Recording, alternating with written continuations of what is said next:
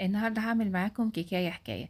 الناس اللي بتحب الكراميل زي كده تجمع بسرعه. هعمل لكم كيكايه عامله نفسها تورتايه، شكلها جديد في التقديم وطعمها خطير. شايفين جميله قد ايه؟ بجد لازم تجربوها.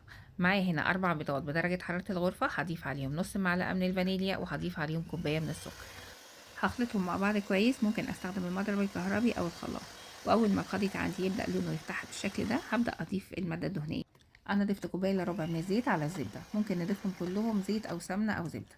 بعد كده ضفت كوبايه ميكس ما بين الحليب والزبادي، وممكن تبقى الكوبايه كلها حليب او زبادي، بس نراعي ان احنا نستعمل نفس حجم الكوبايه في الزبادي. بعد كده بنزل عليهم بكوبايتين ونص من الدقيق، وطبعا كلنا عارفين ان احنا لازم ندخل الدقيق.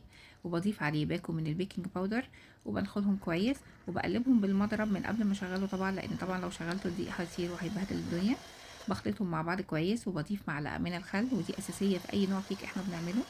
واتاكد طبعا ان انا لازم انزل الجوانب عشان طبعا كل المكونات تختلط مع بعض كويس. بعد كده بجهز عندي القالب اللي هستخدمه، وبدهنه طبعا بطبقه من السمنه او الزيت. وبصب الخليط فيه، وطبعا بنكون مشغلين الفرن قبلها بنص ساعة عشان يكون سخن. وكان عندي زبيب باقي من رمضان، اخدت معلقتين وضفت عليهم نص معلقة صغيرة من النشا وزيهم قرفة، وطبعا النشا بيخلي الزبيب ما ينزلش في القاع بتاع الصينية ويتحرق. دخلت الصينية الفرن وابتديت اجهز الكراميل. معايا هنا كوباية وربع من السكر، سبتهم على النار يكرملوا. وجهزت معايا كوباية ونص من الحليب، دوبت فيهم معلقة كبيرة من النشا. السكر دايما لازم نكرمله على نار هاديه، لان طبعا بيتحرق بسرعه. ولازم نبقى واقفين قدامه، واول ما يبدا معانا يتكرمل ونحس ان السكر كله داب، هننزل برشه من الملح ومكعب من الزبده. هنقلب الزبده لحد ما تدوب وتختلط بالسكر.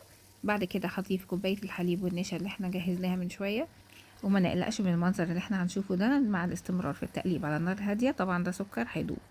اهم حاجه نقلب بشويش، واحنا بنحط الحليب نحطه بشويش، لان طبعا هيدي فوران جامد وممكن يعمل طرطشه على الايد وحروق.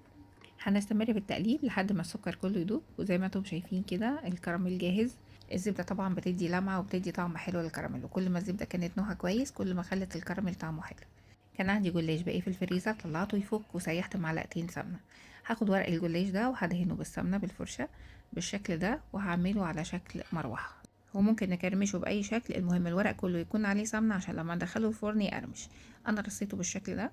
اوقات كتير بنكون شايلين جلاش في الفريزر وبيكون بقاله مده، ونيجي نطلعه نلاقيه اتفرفت كله واتقطع وباظ. فده هينفعنا، يعني ده هيبقى كويس جدا في الوصفه دي، ان احنا هندهن طبقه من السمنه وبعد كده ندخله الفرن. هي طريقه سهله جدا. انا رصيت بقى الكميه كده كلها. بعد ما نخلصها كلها احنا بنحتاج صينيه واحده بتكون كافيه جدا. بعد كده بندخلها الفرن، بتاخد حوالي 5 دقايق، ولازم نكون واقفين جنبها لان طبعا هما بيحمروا بسرعه. الكيكه كده استوت، اخدت حوالي 35 دقيقه، وكنت حاطاها على الرف الاوسط من الفرن على درجه حراره 170. وزي ما انتم شايفين كده جميله قد ايه. والنشا اللي احنا حطيناه على الزبيب خلى الزبيب ما نزلش للقاع ولا اتحرق. شايفين جميله ازاي ولونها جميل. هاخد جزء بقى من الكراميل اللي برد، هضيف عليه علبه من القشطه. اي نوع قشطه متوفر عندي تمام، وهقلبهم مع بعض كويس لحد ما يمتزجوا ويبقوا كلهم حاجه واحده. هنلاقي لونها بعد كده فتح، والقشطه دي هتدي طعم كمان اجمد للكراميل. شايفين بقى جميل ازاي؟ طعمه جميل وقوامه جميل واللمعه اللي فيه تحفه. هنستنى لما الكيكه تبرد وابدا اوزع عليها الكراميل بالشكل ده، هغطيها كلها. شايفين بقى الجمال؟ اوعوا تضيفوا الكراميل على الكيكه وهي سخنه، لان طبعا هيسيح من عليها ومش هنلاقيه موجود عليها بقى خالص. لكن زي ما انتم شايفين كده هو متماسك وبيفضل على الكيك طول الوقت. هدخلها التلاجة تبرد. وده الجلاش بعد ما اتقرمش. هو طبعا كان سخن ما كنتش عارفه امسكه بايدي، بس انا كنت لازم اكسره. عايزه اوريه لكم، شايفين مقرمش ازاي؟ ودي الكيكه بعد ما برد. بعد ما الجلاش برد هبدا ارصه عليها واغطي كل الجوانب. نحط بقى بطريقه عشوائيه، اهم حاجه بنغطيها كلها من فوق ومن جوه ومن الجوانب. ودي النتيجة النهائية. شايفين حلوة ازاي؟ طبعا الكراميل طعمه خطير بسبب القشطة. وعاوزة اقول لكم قرمشة الجلاش مع الكراميل ومع طعم الكيكة بالزبيب والقرفة مخليها الطعم خطير. شايفين بقى جميلة ازاي؟